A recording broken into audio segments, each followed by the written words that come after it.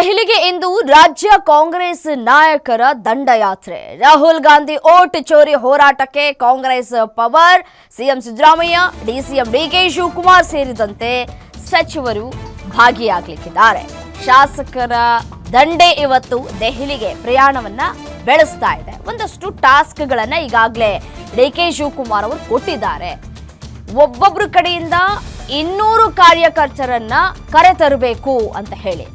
ಅದರಂತೆಯೇ ಒಂದಷ್ಟು ಟಾಸ್ಕ್ನ ಜೊತೆಗೆ ಶಾಸಕರುಗಳು ಕೂಡ ದೆಹಲಿಗೆ ಪ್ರಯಾಣವನ್ನ ಬೆಳೆಸ್ತಾ ಇದ್ದಾರೆ. ದೆಹಲಿಯಲ್ಲಿ ರಾಹುಲ್ ಗಾಂಧಿ ಮುಂದೆ ರಾಜ್ಯ ನಾಯಕರ ಶಕ್ತಿ ಪ್ರದರ್ಶನವಾಗುತ್ತೆ.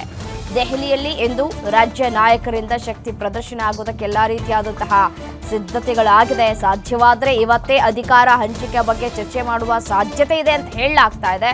ಬಟ್ ಆದ್ರೆ ಎರಡೆರಡು ಬಾರಿ ಪ್ರಯತ್ನವನ್ನ ಪಟ್ಟಿದ್ದಾರೆ ಡಿಸಿಎಂ ಡಿಕೆ ಶಿವಕುಮಾರ್ ಅವರು ರಾಹುಲ್ ಗಾಂಧಿ ಅವರನ್ನ ಭೇಟಿಯಾಗಬೇಕು ಅಂತ ಹೇಳಿ. ಸಿಎಂ ಪುತ್ರನ ಹೇಳಿಕೆಗಳ ಬಗ್ಗೆಯೂ ಹೈಕಮಾಂಡ್ ಗಮನ ಸೆಳೆಯುವುದಕ್ಕೆ ಪ್ಲಾನ್ಗಳು ಕೂಡ ಆಗ್ತಾ ಇದೆ ಇಲ್ಲಿ. ದೆಹಲಿಗೆ ಇವತ್ತು ರಾಜ್ಯ ಕಾಂಗ್ರೆಸ್ ನಾಯಕರು ದಂಡಯಾತ್ರೆಯನ್ನ ಮಾಡ್ತಾ ಇದ್ದಾರೆ. ಡಿಸಿಎಂ ಬಣದಿಂದಲೂ ಎಐಸಿಸಿ ನಾಯಕರ ಮುಂದೆ ಪವರ್ ಶೇರಿಂಗ್ ಬಗ್ಗೆ ಪ್ರಸ್ತಾಪವನ್ನ ಮಾಡಲಿಕ್ಕಿದ್ದಾರೆ. ರಾಹುಲ್ ಗಾಂಧಿ, ಮಲ್ಲಿಕಾರ್ಜುನ ಖರ್ಗೆ, ವೇಣುಗೋಪಾಲ್ ಮತ್ತೆ ಸುರ್ಜೇವಾಲಾ ಅವರಿಗೆ ಮನವಿಯನ್ನ ಮಾಡೋದಕ್ಕೆ ಡಿಕೆ ಟೀಮ್ ಸಿದ್ಧತೆಯನ್ನ ಕೂಡ ಮಾಡಿಕೊಂಡಿದೆ. ಸಿಎಂ ಸಿದ್ದರಾಮಯ್ಯ ಪುತ್ರನ ಹೇಳಿಕೆಗಳ ಬಗ್ಗೆಯೂ ಕೂಡ ಹೈಕಮಾಂಡ್ ಗಮನ ಸೆಳೆಯುವುದಕ್ಕೆ ಪ್ಲಾನ್ ಆಗಿದೆ.